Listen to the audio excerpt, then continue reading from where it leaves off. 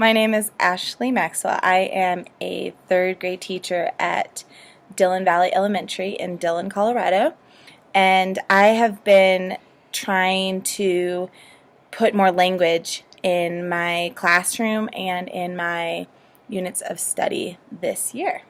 Every day for about an hour I have my ESL group, my English Second Language kids. We work really hard on learning new English words. The first thing I do is pick a book that relates to our topic, or one that I know the kids will find interesting. In this case, I picked June 29th, 1999 by David Weissner.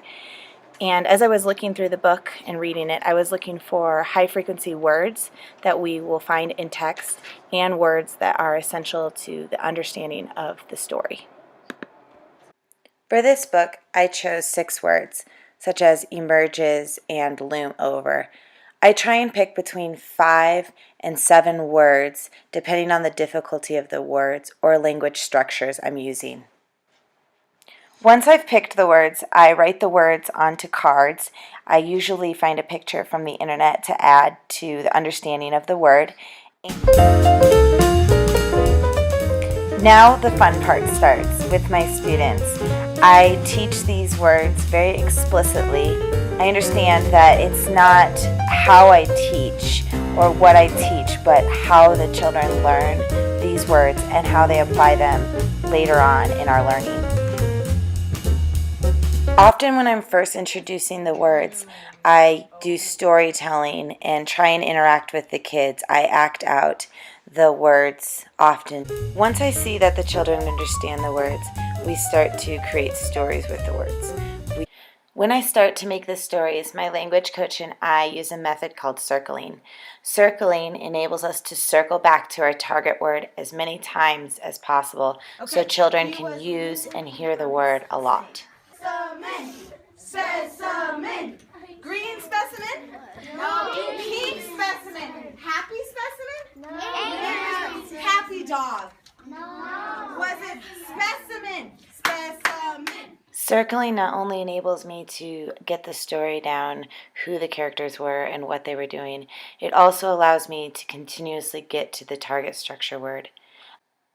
When I begin circling, I use a lot of yes or either or questions, but as I go on, I try to use more no questions or utilize my question words so that my students are the ones outputting that target structure. The happy lady? That's all the lady said. Why are you looming over the snake? Wonderful. Why are you looming over the snake? Once the story is created, the next thing I typically do is create a storyboard with the kids. Usually I do one on the board as an example, and the students will each do their own storyboard. Each of the words that we are working on is depicted in one section of the storyboard. Loom over. Emerged. Emerged. Specimen. Loom over. Puzzled. Launches. In exchange for. Right as we finish our storyboards, I make sure to type the story out so we have a copy of our original story that students can use to read and refer back to. There are so many ways students can show what they've learned. For this exercise, I decided to use iPads and allow students to create their own retell videos using their storyboards. A puzzle lady emerged from her hole because she heard somebody crying.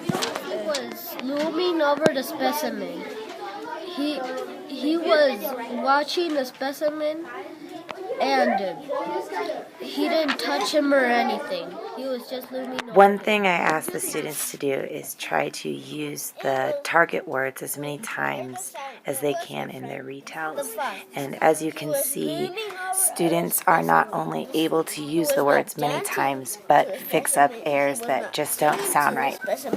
He was looming to the specimen, over the specimen.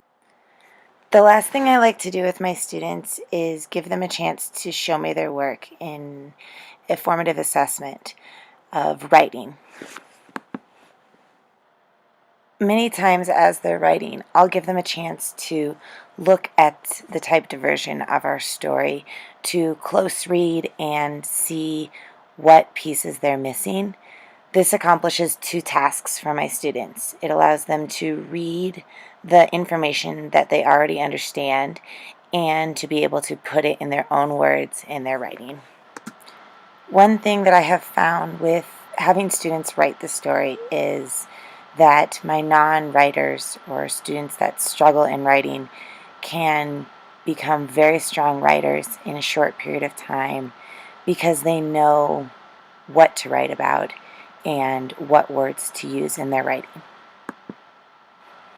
For a student like Jackson here, this time not only gives him the chance to feel successful, but also allows me to assess what words he knows and what words he's able to utilize in his writing. This is our words. Is puzzle, remover, emerge, specimen, exchange.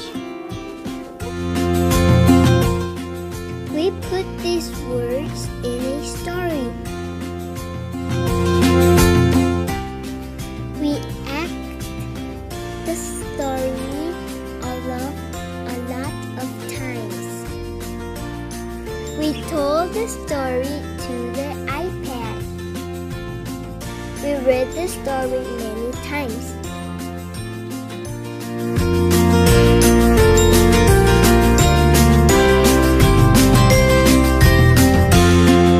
This is our best work when we wrote this story.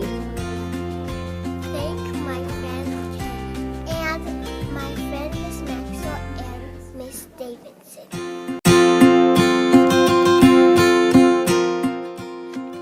The biggest thing I've been learning in my class using stories to learn language is that kids actually find these words in their books and understand what they mean and use them in class. I've been trying to share my ideas with my colleagues, and we've been working together to become even more creative with our storytelling techniques and engaging the kids.